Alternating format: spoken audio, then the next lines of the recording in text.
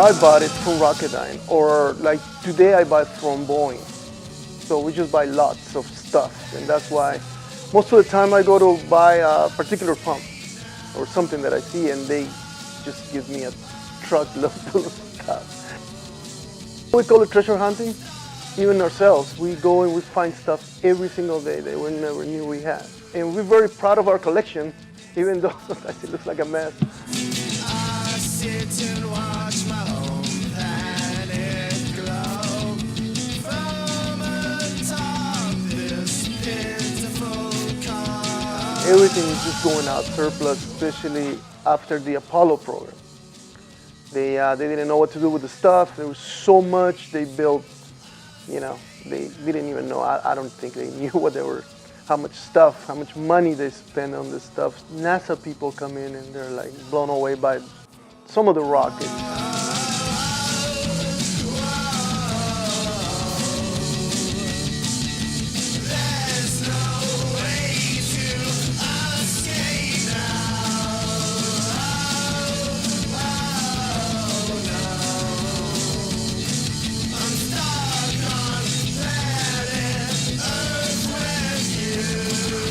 The history on this engine is it's an Allison engine.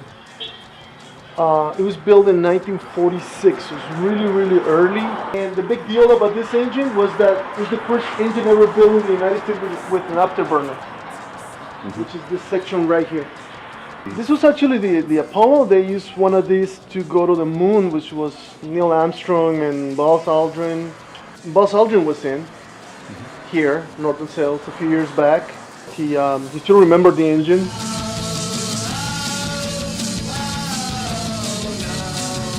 Pretty much I don't sell anything out of this room. This is kind of my private collection. This thruster right here. This is an original model from the Gemini. And they use this engine in space for steering. And that's those orange little thrusters that you see on the model. This is one of them.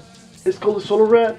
It's the first satellite back in it's from the 50s.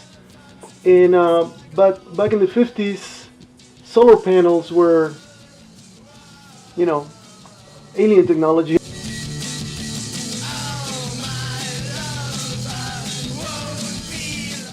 Reverse engineering is big with us. So even NASA will come in and they'll call me up and they say, do you have a valve like this? And sometimes they rent them, sometimes they buy them. And what they do is just take them apart, see what the seals are. Meaning, really what it means is let's not reinvent the wheel because they really lost all the schematics. The database wasn't that big because number one was top secret, so they didn't really want to keep it. And number two, they didn't have computers. This piece is so rare that I rented it back to Rocketdyne for 3 months for them to study their own pump, if that tells you anything. And these are some of our guidance systems for missiles. I get emails from Russia trying to sell me missiles and nuclear devices and things like that, which of course I just forwarded to the FBI.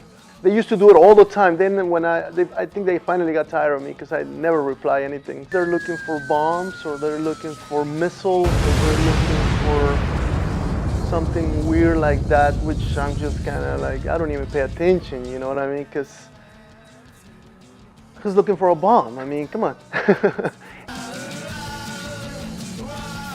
I'm gonna get rid of a whole bunch of stuff.